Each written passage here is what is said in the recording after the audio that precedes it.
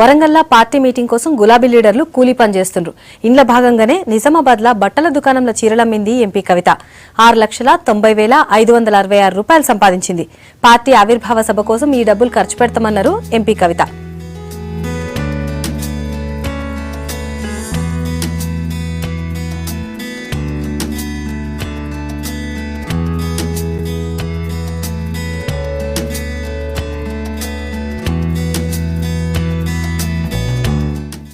తెలంగాణ రాష్ట్ర సమితిలో ఉండేటటువంటి నాయకులు కార్యకర్తలు అందరూ కూడా 27వ తారీఖు నాడు వరంగల్లో జరుగుతున్నటువంటి బహిరంగ సభకు తరలి వెళ్ళడానికి మా గౌరవ అధ్యక్షులు ముఖ్యమంత్రి గారు పిలుపునివ్వడం జరిగింది.